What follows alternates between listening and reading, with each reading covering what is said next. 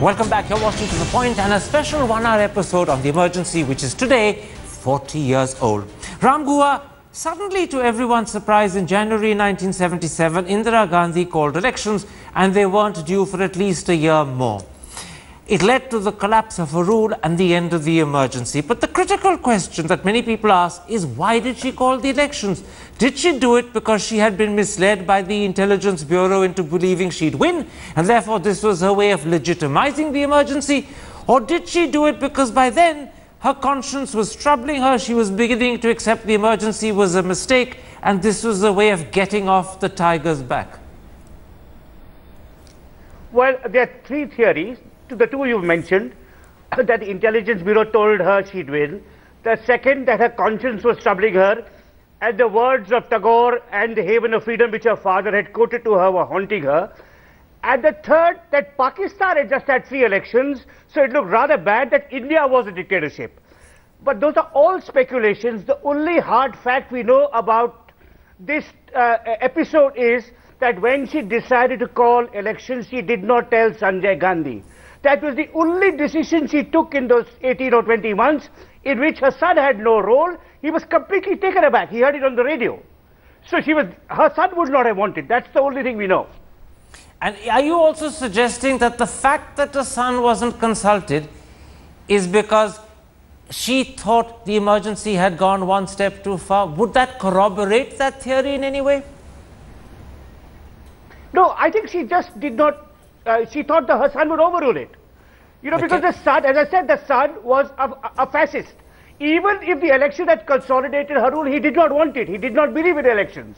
Zarima Sani, after she announced the elections, 2 developments took her by surprise, and probably very clearly India as well. The first was that parties as different as Congress O, the BLD, Jan Sangh and the Socialists got together to form the Janata Party. Without the shared experience of the emergency, and I suppose even more importantly, without the shared experience of captivity in jail, could those bonds of unity ever have been forged? No, I think clearly they were a reaction to the emergency.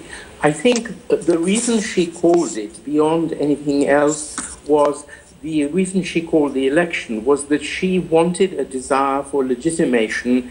She valued her image abroad, especially in Britain. She valued her father's legacy, so she was not prepared to be branded a dictator, especially, as Ram said, when Pakistan was having an election.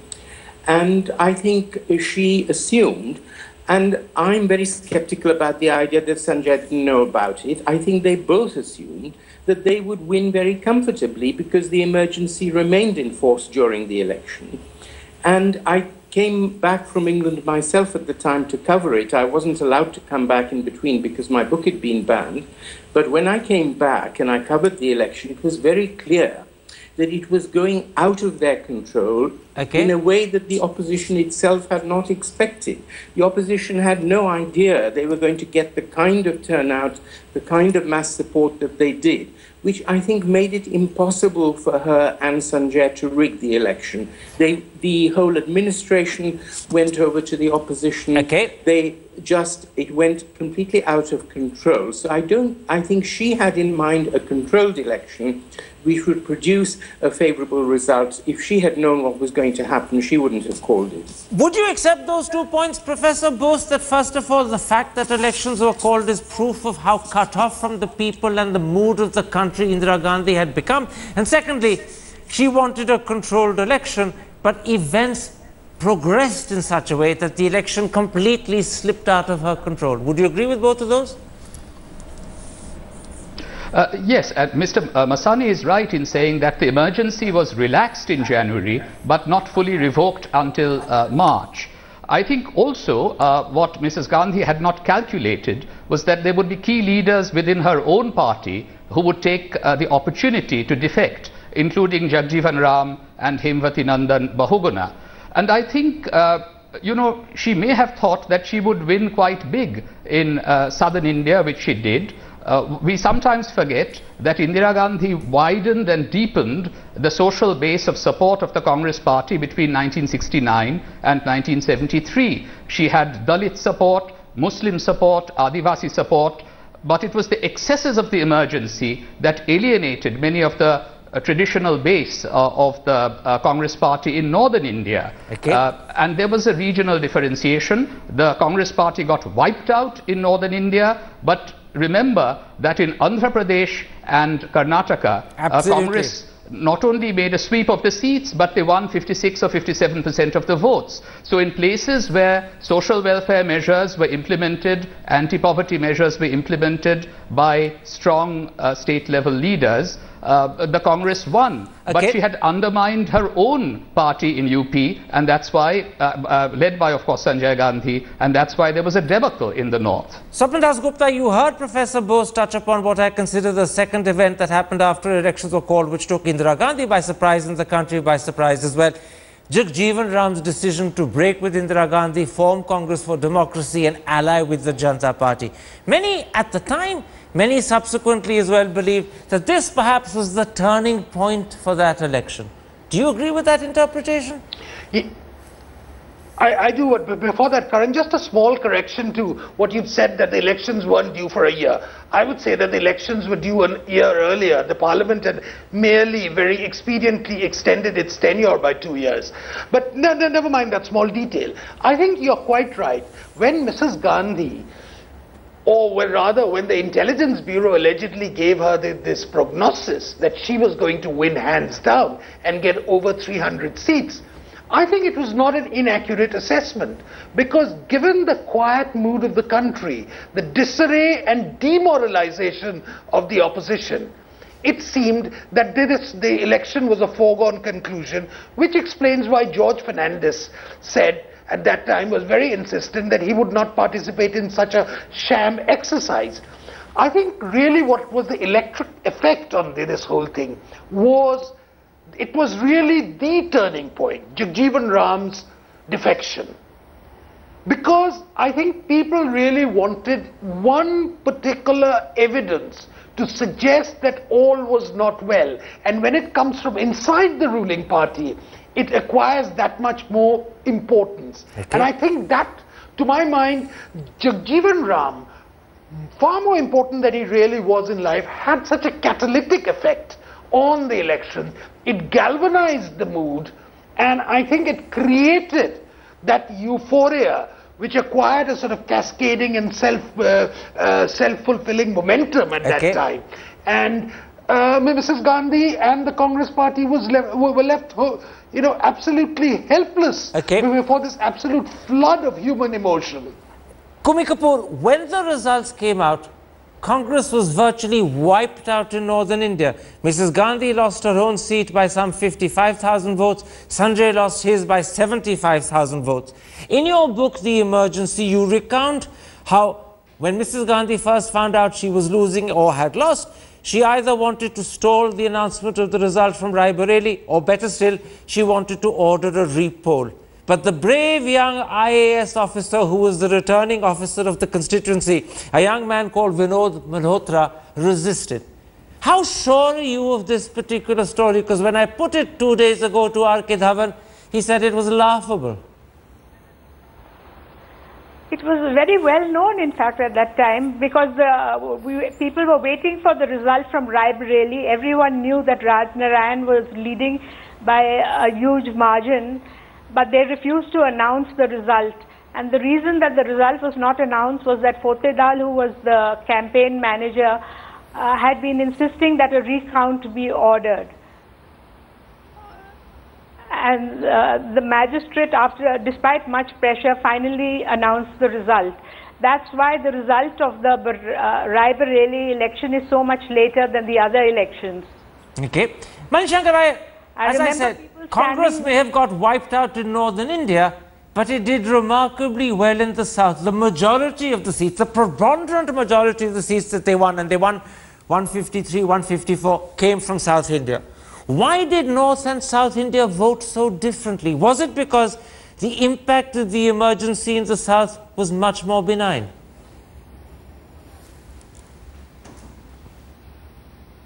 Manishankar Iyer? Oh, I'm sorry, I didn't understand. It was directed to me. I think essentially it was because the Sanjay Gandhi programs, particularly the sterilization and the slum clearance, were not carried out as ruthlessly, indeed not even carried out significantly in the southern states, whereas they were brutally carried out in the northern states. So it was at least as much a vote against Sanjay Gandhi's methodology as it was against the emergency as a concept.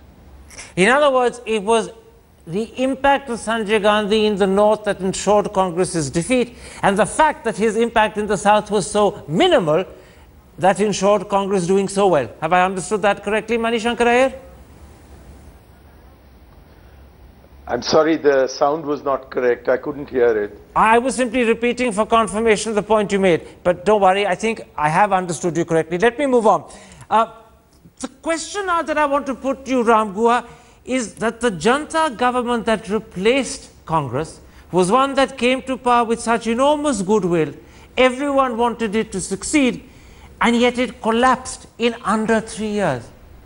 Why do you think it failed? Well, I think, first of all, there were ideologically disparate groups joined together by opposition to Indira Gandhi and the emergency. You had the socialists on the left, the Swatantra on the right, and the Congress O and the Jan Sangh in between. Secondly, there were leadership battles. You know, Morarji was chosen Prime Minister, but both Jagjeevan Ram and Charan Singh had ambitions of their own. But, you know, although the Janata government gets a bad rap, I'd like to make a small plea for the good things it did. Firstly, Morarji Desai and Shanti Bhushan completely undid the amendments that Indira Gandhi had forced, insulating the Prime Minister to make sure that at least the Constitution would be emergency-proof. Secondly, some ministers were outstanding, not least Madhu Dandavate, who started computerization in the railways and for the first time gave second and third class compartments padded seats. I mean, Madhu Dandavate's single act has probably benefited more Indians than any other act ever by a cabinet minister. So, although it collapsed in disarray, by restoring the original feature of the Constitution, by having some outstanding ministers, it did have a positive contribution. Let's come, Professor Bose, to the way the Indian voter behaved both in the 77 elections and again in 1980. Would you believe and accept that the real hero of the emergency is the Indian voter? Without him, it would never have been overturned. And secondly, at that time, people said that poor voters don't care about democracy, habeas corpus or due process. What they worry about is roti, kapda or makan. In 77, the Indian voter proved he cares equally about both. Yes, I agree with you that the Indian voter was the hero certainly in 1977, and they also changed their mind in a very big way by January 1980 once they saw that the Janata government was completely dysfunctional. Yes, there was reasonably good macroeconomic management during the first year of the emergency, but poor voters, particularly in northern India, were concerned about their own dignity and about political rights. What happened in the period of the Janata government, in addition to the points that have already been mentioned by Ram Guha, you have to recognize that some of the constituents of the Janata government had a very rich farmer base of support in northern India. And for example, Chaudhry Charan Singh in western UP, Haryana and so forth. And so the Dalit vote base, I think, went back to the Congress party by January of 1980. And of course, Indira Gandhi had won a by-election from Chikmagalur in Karnataka already in 1978. The South stayed with her. But unfortunately, the lessons of the emergency were not learnt. That was not trusting strong leaders within the Congress. And that's why what happened after 1980, by 1982, was that let's not progress down to 82 because we're going well beyond our subject. Let's limit ourselves, please, to the issues that we're discussing. But that is the lasting legacy of the emergency, sort of just clamping down on strong leaders within the Congress party. That happened in the south in the 80s. It had already happened in the 70s in the north. In 1980, Swapan Das Gupta, the Indian voter, kicked out Janta and brought back Indira Gandhi with a 2/3 majority. Does that prove that at the end of the day, the message the voters sent a second time round, just 3 years after 77, is you can't take me for granted? And any party that does is going to pay at its own price. Well, I think obviously that's one of the larger moral lessons of the Janta debacle. But I think it's important to also recognize a couple of things. One, and I think it's very important, that the Janta party itself was no longer one Janta party. There were two Janta parties by then. And they were fighting with each other with as much vehemence as they were fighting the Congress. So in pure arithmetic terms, the Congress had a very great advantage in doing that. Secondly, and I think this is very important in this way, that I think the larger Indian preference for a strong leader has always been there. It manifested itself in 1971. It was the fact that a strong leader had become just too wayward, which led to the debacle in 1977.